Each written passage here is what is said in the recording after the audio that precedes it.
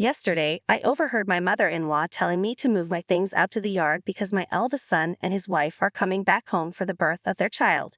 She said I couldn't have kids and don't help with my son's work, so I should at least make some room. I pay $10,000 in rent, and this situation is getting tiring. I live with my mother-in-law, but now she wants me out because my brother-in-law and his wife are returning. It's a house full of problems, and I've been trying to keep things running smoothly, but it's getting too much to handle. I decided to leave, but I can't just leave my stuff in the yard, so I plan to come back later to pick them up. Ignoring my mother-in-law's pleas, I started packing my things and left the house. 7 seconds after stepping out, I called the junk removal service. Once I stopped overthinking, nothing could stop my actions. I'm Anna, a 40-year-old IT consultant. My husband Tom, also 40, runs 3 restaurants. Despite assumptions we're newlyweds, we were both workaholics and married late. Just before turning 40, I had given up on marriage, but a visit to a bar changed everything. Once, I suggested a tablet-based ordering system to Tom to cut costs and boost efficiency. He was surprised it had become so common and asked about the cost. When I showed him the estimate on my phone, he shook his head vigorously. Tom's always eager to learn and improve, even in casual chats. I admired his dedication to his restaurants, and he appreciated my hardworking nature. I'm usually busy with work, so Tom asked if we could go out for dinner sometime. Excited, I agreed, thrilled that he'd asked me out. As we frequently dined together, our relationship naturally blossomed into something more romantic. 2 years later, as we both turned 40, we decided to marry. Feeling a bit shy about being a bride at 40, I opted for a simple ceremony with just a few photos. I moved into Tom's spacious house, a 3-story building with a garden and parking, located in a nice area. Tom had been living there with his 70-year-old mother since his father passed away. While I initially agreed to live with her, I soon realized it might not have been the best decision. When I moved into my husband's house, I noticed it was quite big, with many spare rooms besides ours in my lavish office. Wondering why we needed such a large space for just the 2 of us and his mother, I asked Tom. I mentioned my older brother, who's been distant and job-hopping for years. I worried he might come back needing help someday. Tom agreed that the house might be too big, but said it all worked out since we got married. As he unpacked my books, he spoke fondly of his brother Richard, who seems to wander from job to job. Tom doesn't judge him harshly, unlike his mother, who appeared at my office door with a cold attitude towards Richard. It's understandable for a mother to be critical of her eldest son who's not settled, but I worry it might cause tension between Tom and his mother someday. I reassured Tom about building a good relationship with his mother over time. My mother-in-law seems disappointed that I'm 40 and might not have children soon. She likely wishes Tom had married someone younger who could give her grandchildren. She also disapproves of Richard's situation as the eldest son not fulfilling his responsibilities, seeing us both as falling short in her eyes. After we finished moving in and officially started our married life, my mother-in-law's coldness towards me became obvious. She ignored me when I spoke and kept her distance. It felt lonely, but since there was no mistreatment, I tried to accept it for now. I hoped to build a better relationship with her over time. But my immediate concern was Tom. His restaurant business was struggling. Prices were rising, expenses were high, and customers were spending less. One of his 3 stores had already closed, and another was at risk. Seeing Tom worried about the future of his business weighed heavily on me.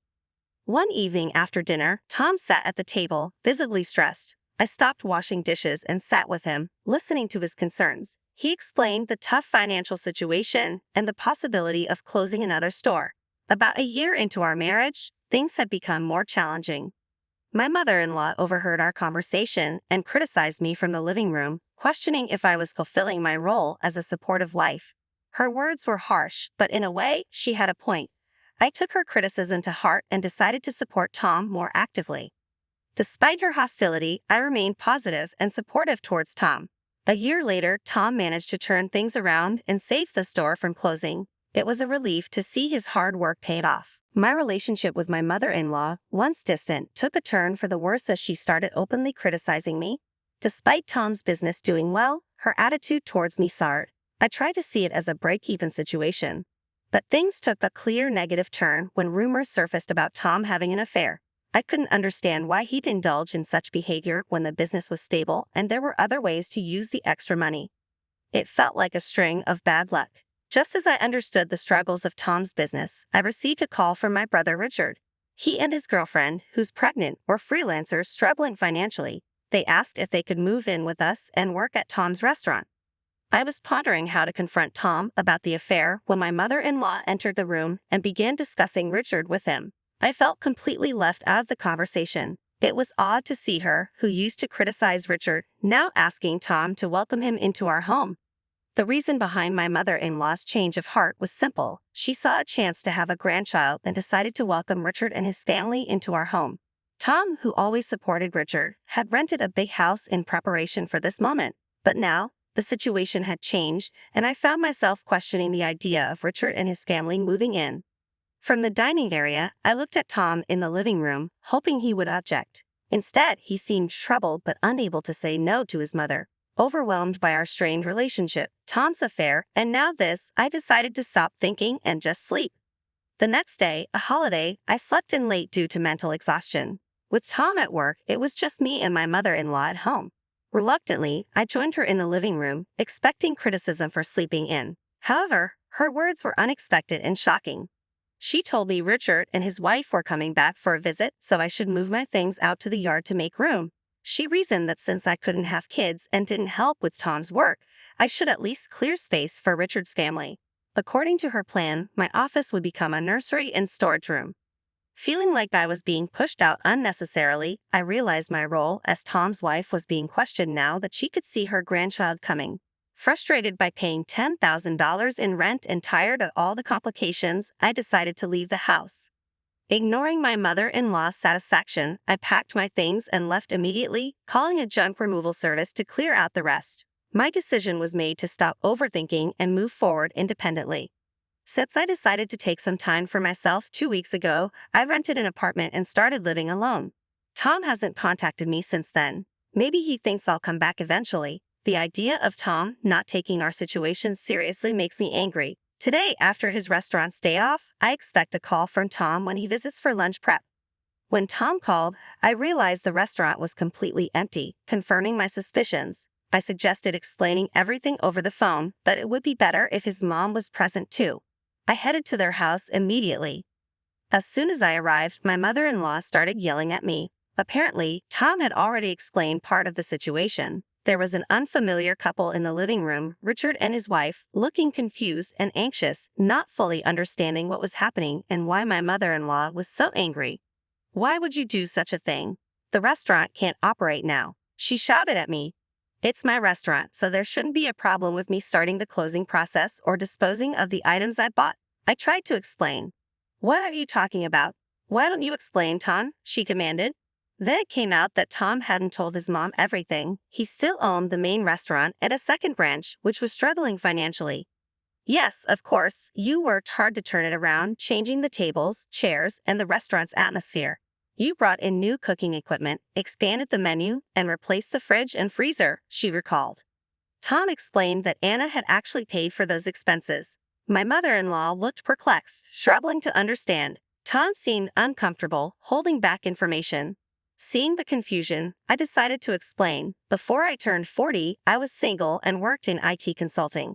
We didn't have a wedding ceremony or buy a new house after getting married, so I had saved up quite a bit of money. I lent Tom $200,000 to help turn around his struggling second restaurant branch. $200,000? You can't just give such a large amount to your spouse, my mother-in-law interjected.